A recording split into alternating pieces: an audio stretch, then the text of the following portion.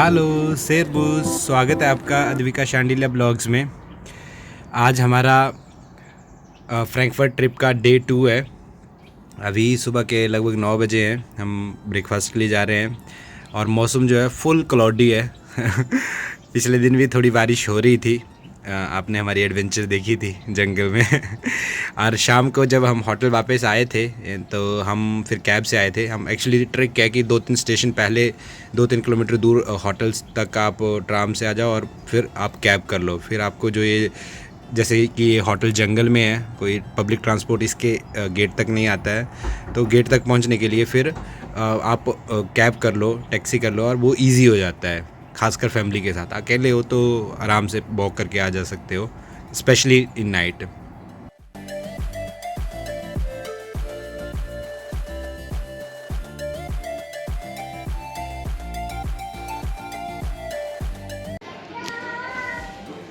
इनका सब कुछ अच्छा है, काफ़ी ह्यूज है जो डाइनिंग एरिया है, जो कॉम्प्लीमेंट्री ब्रेकफास्ट के लिए रेस्टोरेंट है।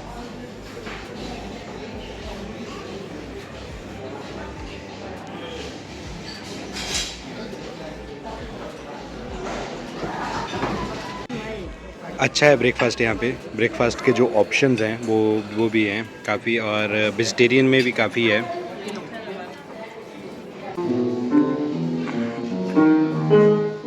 अभी कुछ पियानो बजाया जा रहा है।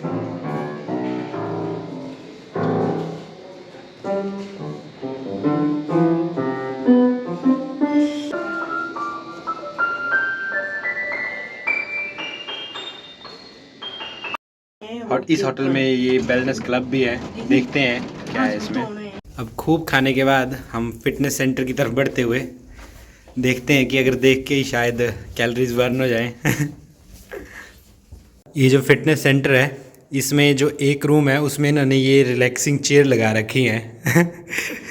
तो सही है।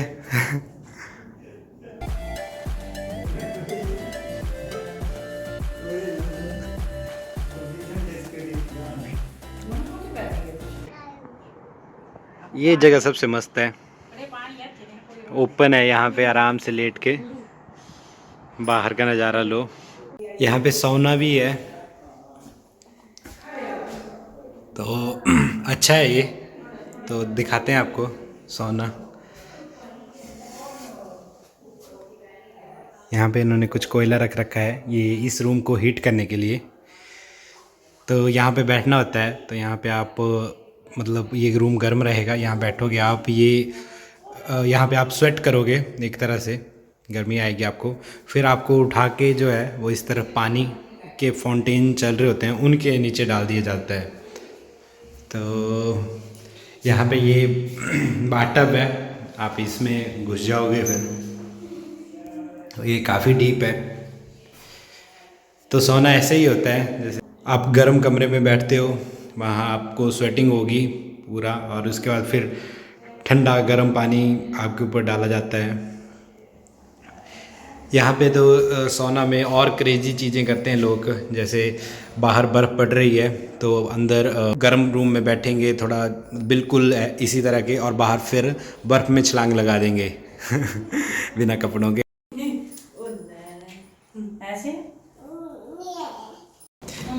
अभी हम वेलनेस सेंटर में हैं तो हैं, पर जो एक्सरसाइज है वो सिर्फ फ़न के लिए है, बेबी के फ़न के लिए। हर चीज़ अब इसके फ़न के लिए होती है।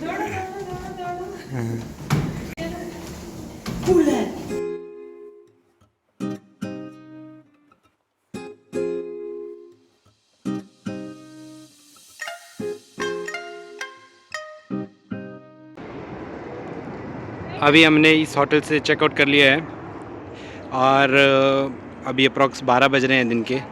तो 2 बजे के आसपास हमारा अगले होटल में चेक इन है, हम दोनों का। तो और जो फ़्लाइट है मेरे पेरेंट्स की वो इवनिंग की है, 8-9 बजे की।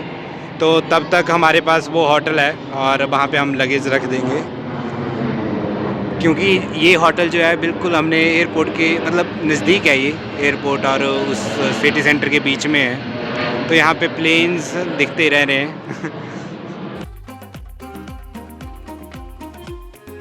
अभी स्टेशन के रास्ते में एक फ़ुटबॉल वो है, यहाँ स्टेडियम है, तो वहाँ आई थिंक आज फ्रैंकफर्ट और किसी और क्लब के बीच में मैच है। तो यहाँ पे ये शॉप भी है इसकी, जो जहाँ पे ये फ़ुटबॉल के सारे टी शर्ट्स वगैरह, स्कार्फ वगैरह मिल रहे हैं और लोग उस तरफ जा रहे हैं। और हमारी ट्राम ये खड़ी है जाने के लिए सिटी सेंटर की तरफ।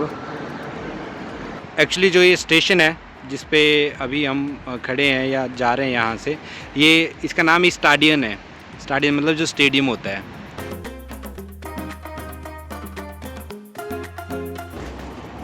अभी हम जो हमारा सेकंड होटल है 2 लोगों के लिए जो हमने बुक किया है, उसमें चेक इन करने जा रहे हैं। अभी लगभग 2 बज रहे हैं, 1:45 का टाइम है। और ये जो होटल है ये काफ़ी सस्ता है, मतलब 1 डे का ही है ये, तो ये कोई 2 या 3 स्टार होगा। और जो दूसरा था वो 4 स्टार था, पर वो भी सस्ता था क्योंकि वो थोड़ा सा जंगल के अंदर था।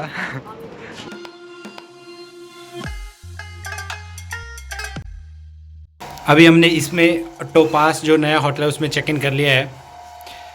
तो पहले ये एक और रूम था जो काफ़ी बड़ा था इससे भी, पर हमने यही लिया क्योंकि ये लिफ्ट से ज़्यादा अच्छे से एक्सेसिबल था। पर ये भी अच्छा है रूम।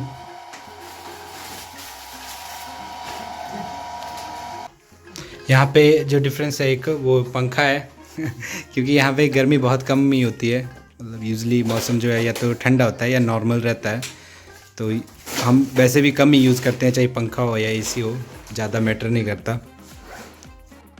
तो ये होटल जो है सिटी सेंटर में है, तो अगर सिटी सेंटर में कोई भी होटल हो जैसे लियोनार्डो का भी है तो वो इसी तरह का होगा।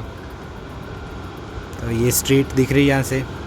ये जो होटल है वो शहर के बिल्कुल बीचों बीच है और रूम बहुत ही अच्छा है, और जो इसका टैरिफ है वो भी काफ़ी अच्छा है, 62 यूरो पर नाइट का है। तो वॉशरूम भी ठीक है, क्लीन है। यहाँ जो अच्छे देश हैं यूरोप के, उनमें मतलब जो होटल्स हैं उनकी क्वालिटी अच्छी रहती है। अभी हम थोड़ा फ्रैंकफर्ट का टॉप व्यू देखना चाहते हैं, तो अभी हम इधर आ गए हैं जहाँ पे ये बड़े बड़े स्काई स्क्रैपर्स हैं। तो यहाँ पे ये जो सामने दिख रहा है बहुत बड़ा जो बहुत बड़ी बिल्डिंग है, ये डॉइश बैंक की है, जो जर्मनी का बैंक है एक बहुत बड़ा, तो उसकी बिल्डिंग है ये। तो ये बहुत ही मतलब ऊंची है और अद्भुत भी दिख रही है।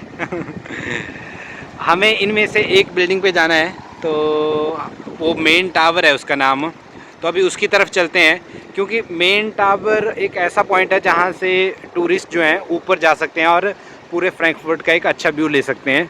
तो अभी हम उसकी तरफ जा रहे हैं, मेन टावर की तरफ।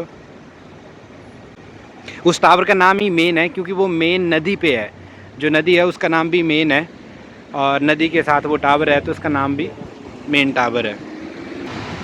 ये जो बिल्डिंग है ये भी बहुत ही मस्त है, और ये एक स्पारकासे करके एक बैंक है जर्मनी का ही, उसकी बिल्डिंग है ये।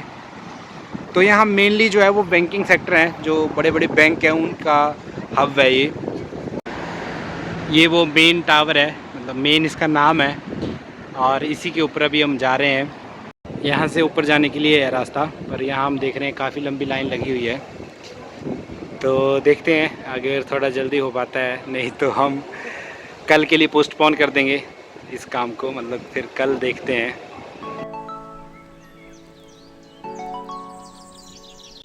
अभी हम इंतज़ार में ही हैं, जो ये मेन टावर की क्यू लगी हुई है एंट्री के लिए, और यहाँ पे हमें ये एक प्रोटेस्ट दिख रहा है। तो आप भी देख सकते हैं कि जर्मनी में प्रोटेस्ट किस तरह के होते हैं, और जो इस प्रोटेस्ट का थीम है, जो सब्जेक्ट है वो ये फ्रीडम एंड फ्राइहाइट है। तो फ्रीडम एंड फ्राइहाइट का मतलब होता है कि पीस एंड फ्रीडम। तो एक्चुअली एक तो ये नो वार के अगेंस्ट के लिए कैंपेन कर रहे हैं, जो यूक्रेन में वार चल रहा है उसके लिए, नो वॉर और पीस के लिए। और ये लिखा हुआ है कि पीस जो है वो हथियारों से नहीं आती है।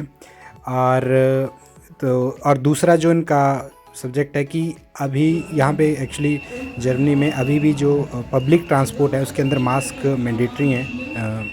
तो ये अभी कैंपेन कर रहे हैं कि अभी उन्हें मास्क से आज़ादी चाहिए, मतलब नो मास्क और पीस होनी चाहिए। तो ये उसके लिए प्रोटेस्ट चल रहे हैं, पर बड़े पीसफुल तरीके से किए जा रहे हैं ये। और जो प्रोटेस्ट के आगे और पीछे पुलिस की गाड़ियां चल रही हैं। अभी यहाँ पे काफ़ी भीड़ है, तो हम यही सोच रहे हैं कि कल करते हैं, क्योंकि हमें आधे पौने घंटे में घर वालों को, पेरेंट्स को सी ऑफ करने के लिए एयरपोर्ट जाना है। तो देखते हैं, उतनी देर में हम आयरन ब्रिज की तरफ बढ़ते हैं, वहाँ उसको देख लेते हैं।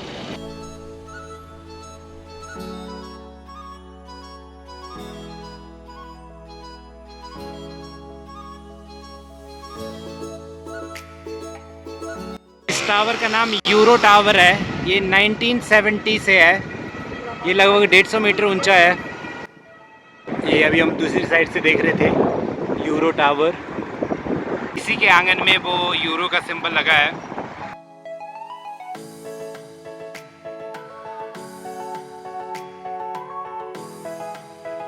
हम आयरन फुट ब्रिज की तरफ जा रहे हैं। तो अभी हम वहीं पे आगे हैं जहाँ से कल शुरू किया था हमने घूमना, ओल्ड टाउन के पास ही।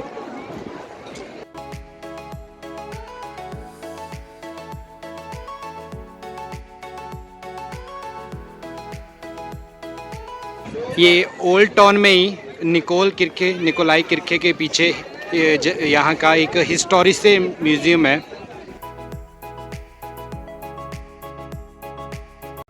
अभी हम पहुँच गए हैं इस आयरन फुट ब्रिज के पास।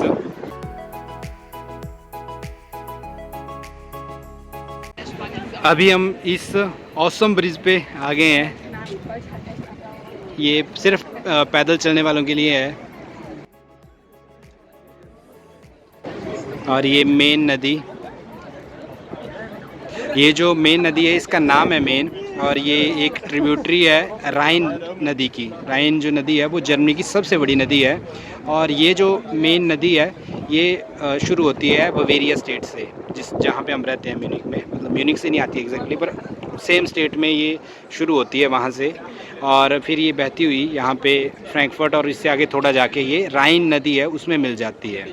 तो ये जो नदी है जो अभी हम देख रहे हैं इसका नाम मेन है, और ये 525 किलोमीटर लंबी है अपने ओरिजिन से लेके और उस स्थान तक जहाँ पे ये राइन नदी में मिल जाती है। तो यहाँ से भी स्काई स्क्रैपर दिख रहे हैं, और मेनली हम यहाँ पे अभी ये नदी के व्यूज़ और ये जो ब्रिज है ये देखने आए हैं।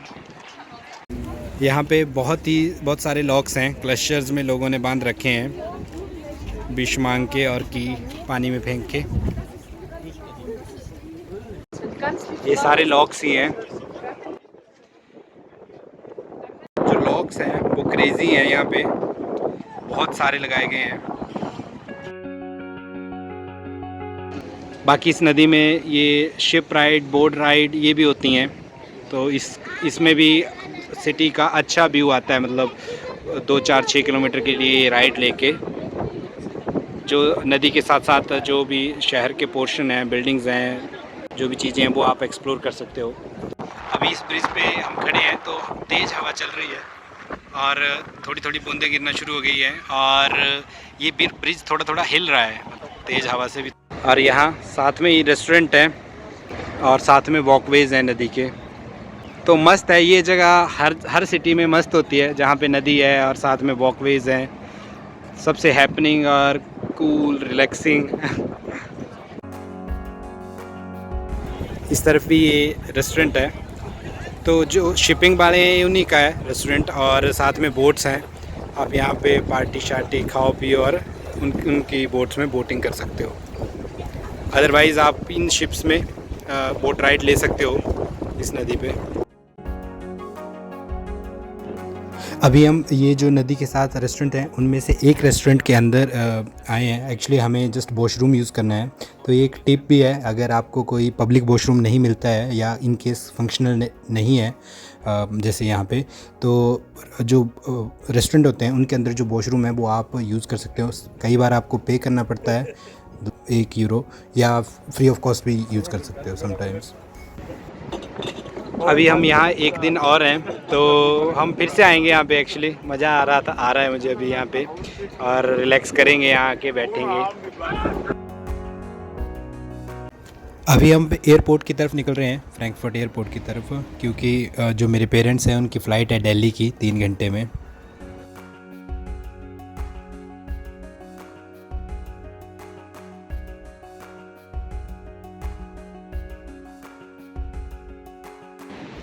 अभी हम फ्रैंकफर्ट एयरपोर्ट पहुंच गए हैं। तो अभी हमने जो पेरेंट्स थे हमारे उनको गुड बाय कह दिया, वो दिल्ली चले गए। ये थोड़ा इमोशनल था मोमेंट हमारे लिए, तो हमने कोई रिकॉर्डिंग वगैरह नहीं की। यहाँ पे इन एयरपोर्ट्स में जो इंडिया से अलग थोड़ी जो अच्छी चीज़ है वो ये है कि आपको ये सी ऑफ के लिए काफ़ी दूर तक जाने देते हैं। जैसे बोर्डिंग पास बना लिए, उसके बाद जब इमिग्रेशन पे छोड़ते हैं या उसके बाद सिक्योरिटी चेक पे, तो वहाँ तक ये जाने देते हैं। तो आप इमिग्रेशन पे मतलब गुड बाय बोल सकते हो, और उसके बाद वो अकेले फिर एक सिक्योरिटी चेक से जा सकते हैं, तो वहाँ तक आप असिस्ट कर सकते हो उनको। तो ये अच्छा है यहाँ पे। अभी हम एयरपोर्ट से वापस आ गए हैं तो अपने होटल के पास। तो यहाँ पे ये श्रवणा भवन है, ये साउथ इंडियन फूड की चेन है एक बहुत अच्छी, सारे दुनिया में है ये। तो हम सोच रहे हैं अभी यहाँ ट्राई करते हैं कुछ इंडियन फूड।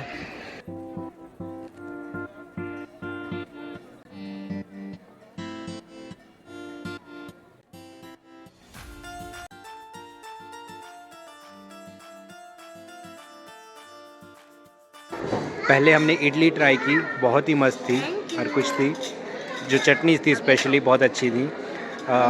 और अभी हमने ये घी रोस्ट मसाला डोसा और रवा डोसा मंगा रखे हैं, बहुत ही अट्रैक्टिव दिख रहे हैं, सिमिलर चटनीज़ हैं। हमने डोसे फिनिश कर दिए, बहुत ही सही थे वो भी, अल्टीमेट है इनका, क्वांटिटी प्राइस सब कुछ, टेस्ट बहुत अच्छा है। अभी हमने मेदू बड़ा मंगाया है, ये भी अच्छा ही होगा, हम एक्सपेक्ट कर रहे हैं। मैंगो लस्सी ऑसम है। हमारा लगभग 46 यूरो का बिल है, पर बहुत बर्थ है यहाँ पे, मतलब इतना ही आप कहीं और भी पे करोगे पर मज़ा भी नहीं आता है किसी इंडियन रेस्टोरेंट में इतना। और यहाँ बहुत हमने खाया, काफ़ी चीज़ें खाई और बहुत मज़ा आया, मतलब ओवरफ्लो हो गया अभी। बस हमने पैक भी करवाया गुड़िया के लिए। तो इसी के साथ हम आज का ब्लॉग ख़त्म कर रहे हैं। Thanks for watching, thanks for your time, choose, जय हिंद।